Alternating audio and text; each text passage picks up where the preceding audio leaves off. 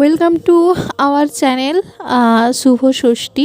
আমরা শুভ ষষ্ঠীতে কোথায় কোথায় প্যান্ডেল হপিং করতে গিয়েছিলাম সেগুলো তোমরা একটু দেখো। আর আমি এখানে মাকে বলেছিলাম আমার একটা ছবি তুলতে, অথচ আমি দাঁড়িয়ে পোজ দিয়ে রাখছি, মা ছবি না তুলে ভিডিও করছে। আর এই প্যান্ডেলটা দেখো, চৈতন্যপুরে খুব সুন্দর সুন্দর প্যান্ডেল করেছে এবছর। থিমও দারুণ করেছিল। এটা একটু নর্মালের উপরে হয়ে গেছে, তাও প্রতিমা কিন্তু খুবই সুন্দর হয়েছে। প্রতিমা আমাদের দুর্গা মা, যতই ছোট থিম হোক আর যতই বড় থিমই হোক না কেন, প্যান্ডেলই হয়, মা মাই হয়। আর মা প্রত্যেক বছর আসেন আর চলে যান নিজেদের সন্তানদের ছেড়ে। আমি যখন ভয়েস দিচ্ছি তখন দশমী পেরিয়ে গেছে। আমি ভিডিও এডিট করতে একটু দেরি করে ফেলেছি, সরি টু সে। আর এখানে আমি একটু ঢং করে নিলাম, মাকে বললাম যে একটু ক্যামেরা ধরো, সিনেমাটিক শট দুটো নিই, না হলে তো হবে না, পুজোই মনে হবে না। তারপর আমরা নেক্সট প্যান্ডেলে যাওয়ার জন্য রেডি হলাম। আর সেদিন কিন্তু খুব ভিড় হয়েছিল, খুবই জ্যামও ছিল, রাস্তায় বারবার জ্যাম লেগে যাচ্ছিল, বারবার গাড়িদেরকে পেরিয়ে যেতে হচ্ছিল। আচ্ছা, তোমরা ষষ্ঠীর দিন কে কোথায় গেছিলে একটু কমেন্ট করে জানিও। আর আমাদের হলদিয়ার চৈতন্যপুর থেকে কে কে দেখছো একটু বলো।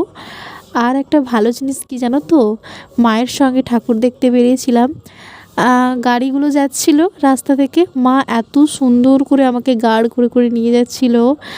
মানে সত্যি যার মা আছে সত্যি সে ভাগ্যবান। আমি যে আমার মা পেয়েছি এত সুন্দর, তাতে আমি খুবই ভাগ্যবান। এরপর নেক্সট প্যান্ডেলে আমরা গেছিলাম, যেটা হচ্ছে চৈতন্যপুর নবতারা ক্লাবের পক্ষ থেকে। এটা না একদমই কলকাতার কল্যাণীর ITI স্টাইলের প্যান্ডেলটা করেছিল। আর ভেতরের কাজগুলো অপূর্ব সুন্দর ছিল। আমরা তো কলকাতার ITI এই প্যান্ডেলটা দেখতে যেতে পারিনি, বাট আমাদের চৈতন্যপুরে এটা যেহেতু করেছে সেহেতু আমরা দেখে নিয়েছি। এটা খুবই ভালো হয়েছিল প্যান্ডেলটা। আর ভেতরের কারুকার্যগুলো দেখো গাইস, খুবই সুন্দর একেবারে। আর বাইরের থেকে ভিউটা দেখো খানিকটা এরকম। তারপর আমরা আরও একটা প্যান্ডেল হপিং করতে চলে গেছিলাম, এটা রামপুরের দিকে প্যান্ডেলটা হয়েছিল।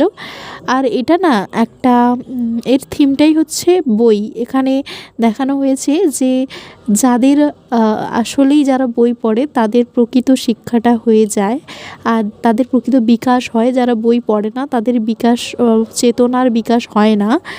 আর এখানে ভেতরে ঢুকতেই সামনে দেখা যাচ্ছে একটা হাত, এবং সেটাতে শিকল বাঁধা আছে ফোনের দ্বারা।